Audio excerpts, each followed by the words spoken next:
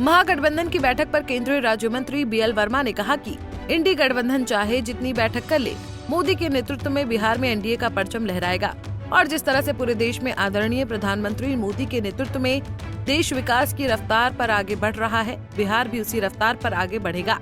पहलगाम मामले पर कांग्रेस के नेता लगातार बयान दे रहे हैं और देश विरोधी बयान दे रहे हैं। पंजाब के पूर्व मुख्यमंत्री चन्नी ने भी बयान दिया है। सर्जिकल स्ट्राइक पर सवाल उठाया था, उस पर केंद्रीय राज्य मंत्री ने कहा, कांग्रेस के नेता हैं, मुझे लगता है इस प्रकार के बयान देते हैं जो पाकिस्तान को रास आते हैं। हमारी सेना के हौसलों को ये कमजोर करने का प्रयास करते हैं, लेकिन हमारी बहादुर सेना उसके हौसले कमजोर होने वाले नहीं है।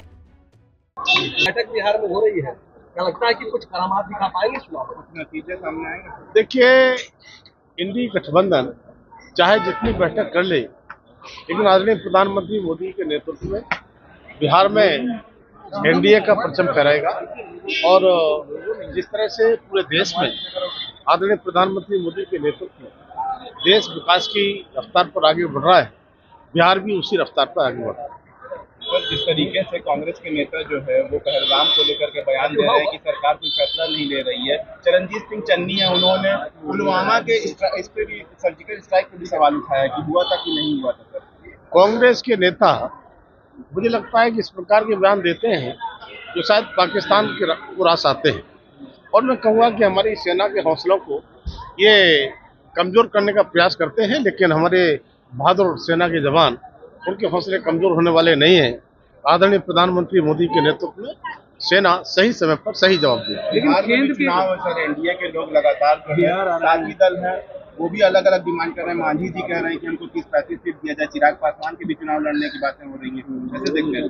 ये देखते रहिए, समय आते आते ठीक हो जाएगा और एनडीए गठबंधन मजबूती के साथ लड़ेगा और चुनाव में एनडीए जीतेगा। क्या लग रहा है, चिराग पासवान केंद्र की राजनीति छोड़ बिहार में आएंगे और विधानसभा का चुनाव लड़ेंगे? आपको अब ये माने चिराग पासवान जी का वैसे उनसे पूछेंगे तो ज्यादा ठीक रहेगा, लेकिन चिराग पासवान जी आदरणीय प्रधानमंत्री मोदी जी का बहुत सम्मान करते हैं और मुझे लगता है कि आदरणीय मोदी के नेतृत्व में मिलकर के जो भी एनडीए की चीजें तय होंगी वो शायद सब स्वीकार करेंगे। एनडीए के खिलाफ जो है वो लोग लगातार रणनीति बना रहे हैं तेजस्वी यादव, तो क्या लग रहा है वो सफल हो पाएंगे? तेजस्वी यादव और उनके पिताश्री चाहे कितने ही इस प्रकार की रणनीति बनाने का काम करें, मुझे लगता है कि रणनीति कहीं किसी काम आने वाली नहीं है। तो बिहार की जनता एनडीए के साथ। नीतीश कुमार मुख्यमंत्री होंगे 25 के?